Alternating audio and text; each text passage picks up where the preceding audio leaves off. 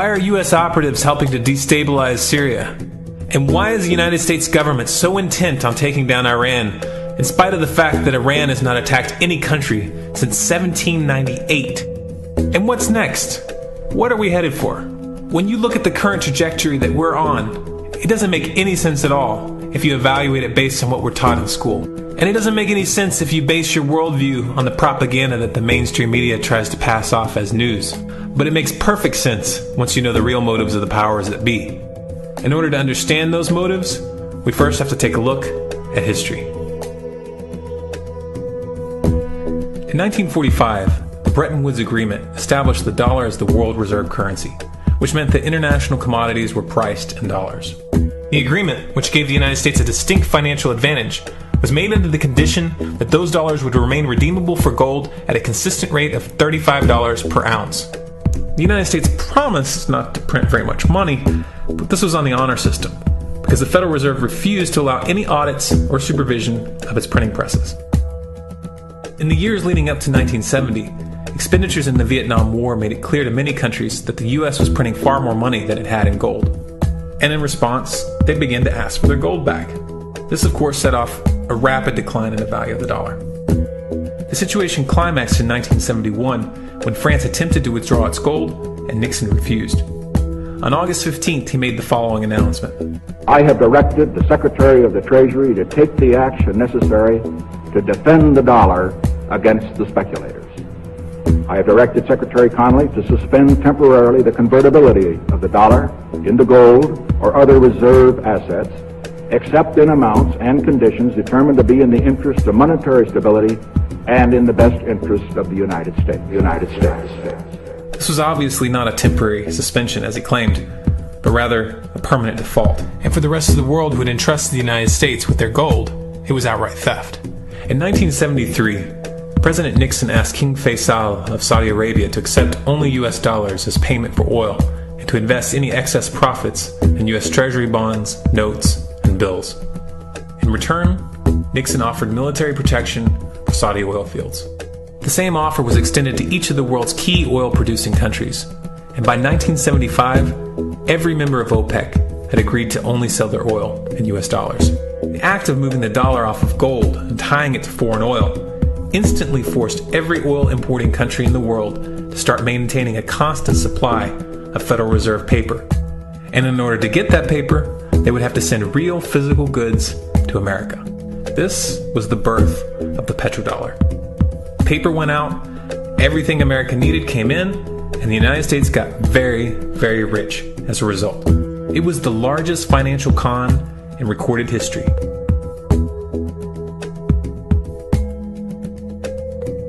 The arms race of the Cold War was a game of poker. Military expenditures were the chips, and the U.S. had an endless supply of chips. With the petrodollar under its belt, it was able to raise the stakes higher and higher, outspending every other country on the planet, until eventually U.S. military expenditures surpassed that of all other nations in the world combined. The Soviet Union never had a chance. The collapse of the communist bloc in 1991 removed the last counterbalance to American military might. The United States was now an undisputed superpower with no rival. Many hoped that this would mark the beginning of a new era of peace and stability. Unfortunately, there were those in high places who had other ideas. Within that same year, the U.S. invaded Iraq in the first Gulf War. And after crushing the Iraqi military and destroying their infrastructure, including water purification plants and hospitals, crippling sanctions were imposed which prevented that infrastructure from being rebuilt. These sanctions, which were initiated by Bush Sr. and sustained throughout the entire Clinton administration, lasted for over a decade and were estimated to have killed over 500,000 children. The Clinton administration was fully aware of these figures. We have heard that 500,000 children have died. I mean, that's more children than died in Hiroshima. And you know, is the price worth it? I think this is a very hard choice, but we think the price is worth it. Miss Albright, what exactly was it that was worth killing 500,000 kids for? In November of 2000, Iraq began selling its oil exclusively in euros. This was a direct attack on the dollar, and on U.S. financial dominance, and it wasn't going to be tolerated. In response, the U.S. government, with the assistance of the mainstream media, began to build up a massive propaganda campaign claiming that Iraq had weapons of mass destruction and was planning to use them. In 2003, the U.S. invaded, and once they had control of the country, oil sales were immediately switched back to dollars. This is particularly notable due to the fact that switching back to the dollar meant a 15 to 20% loss in revenue due to the euro's higher value. It doesn't make any sense at all unless you take the petrodollar into account. So I came back to see him a few weeks later, and by that time we were bombing in Afghanistan. I said, "Are we still going to war with Iraq?" And he said, "Oh, it's worse than that." He said, he reached over on his desk, he picked up a piece of paper, he said, I just got this down from upstairs, meaning the Secretary of Defense's office today, and he said, "This is a memo that describes how we're going to take out 7 countries in 5 years, starting with Iraq and then Syria, Lebanon, Libya, Somalia, Sudan, and finishing off Iran." Let's take a look at the events of the past decade and see if you see a pattern.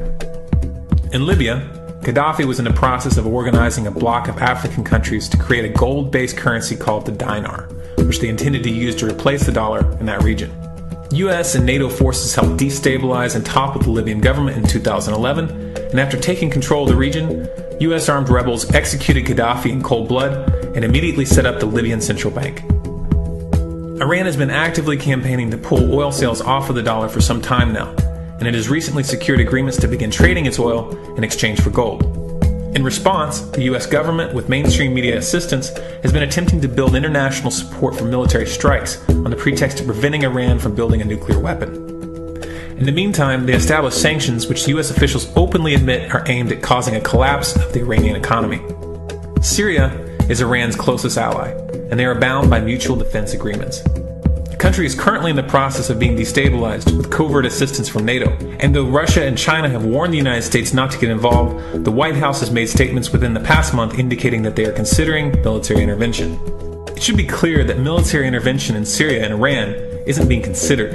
It's a foregone conclusion, just as it was in Iraq and Libya. The U.S. is actively working to create the context which gives them the diplomatic cover to do what they already have planned. The motive for these invasions and covert actions becomes clear when we look at them in their full context and connect the dots. Those who control the United States understand that even if a few countries begin to sell their oil in another currency, it will set off a chain reaction and the dollar will collapse. They understand that there is absolutely nothing else holding up the value of the dollar at this point, and so does the rest of the world. But rather than accepting the fact that the dollar is nearing the end of its lifespan, the powers that be have made a calculated gambit. They have decided to use the brute force of the U.S. military to crush each and every resistant state in the Middle East and Africa. That in itself would be bad enough, but what you need to understand is that this is not going to end with Iran. China and Russia have stated publicly, and on no uncertain terms, that they will not tolerate an attack on Iran or Syria.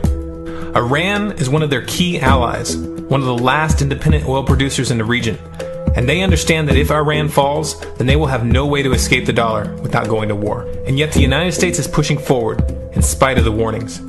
What we are witnessing here is a trajectory that leads straight to the unthinkable. It's a trajectory that was mapped out years ago in full awareness of the human consequences. But who was it that put us on this course? What kind of psychopath is willing to intentionally set off a global conflict that will lead to millions of deaths just to protect the value of a paper currency? It obviously isn't the president. The decision to invade Libya, Syria, and Iran was made long before Obama had risen to the national spotlight. And yet, he's carrying out his duty just like the puppets that preceded him. So who is it that pulls the strings? Often the best answer to questions like this are found by asking another question. Qui bono? Who benefits? Obviously, those who have the power to print the dollar out of thin air have the most to lose if the dollar were to fall. And since 1913, that power has been held by the Federal Reserve. The Federal Reserve is a private entity owned by a conglomerate of the most powerful banks in the world. And the men who control those banks are the ones who pull the strings. To them, this is just a game. Your life and the lives of those you love are just pawns on their chessboard. And like a spoiled 4-year-old who tips the board onto the floor when they start to lose, the powers that be are willing to start World War III to keep control of the global financial system. Remember that when these wars extend and accelerate. Remember that when your son or your neighbor's son comes back home in a flag-draped coffin. Remember that when they point the finger at the new boogeyman, because the madmen who are running this show will take this as far as you allow them to. So how much time do we have left? It's a question I hear constantly, but it's the wrong question. Asking how much time we have left is a passive posture. It's the attitude of a prisoner who's waiting to be taken out to a ditch and shot in the back of the head. What are our chances? Can we change course?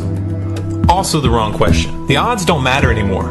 If you understand what we're facing, then you have a moral responsibility to do everything in your power to alter the course that we're on, regardless of the odds. It's only when you stop basing your involvement on the chances of success that success actually becomes possible. To strip the ill-begotten power from the financial elites and to bring these criminal cartels to justice will require nothing less than a revolution. The government is not going to save us. The government is completely infiltrated and corrupt to the core. Looking to them for a solution at this point is utterly naive. There are 3 stages of revolution, and they are sequential. Stage 1 is already underway. Stage 1 is the ideological resistance. In this stage, we have to actively work to wake up as many people as possible about what is happening and the direction we're headed. All revolutions originate from a shift in the mindset of the population, and no other meaningful resistance is possible without it. Success in this stage of the game can be measured by the contagion of ideas. When an idea reaches critical mass, it begins to spread on its own and seeps into all levels of society. In order to achieve that contagion, we need more people in this fight. We need more people speaking out, making videos, writing articles, getting this information onto the national and international stage. And we especially need to reach the police and the military. Stage 2 is civil disobedience, also known as nonviolent resistance. In this stage, you put your money where your mouth is, or more accurately, you withhold your money and your obedience from the government, and you do everything in your power to bring the gears of the state to a halt. Practiced in mass, this method alone is often enough to bring a regime to its knees. However, if you fail at this stage, Stage 3 is inevitable. Stage 3 is direct physical resistance. Direct physical resistance is the last resort, and it should be avoided and delayed as long as possible. And it should only be invoked after all other options have been thoroughly exhausted.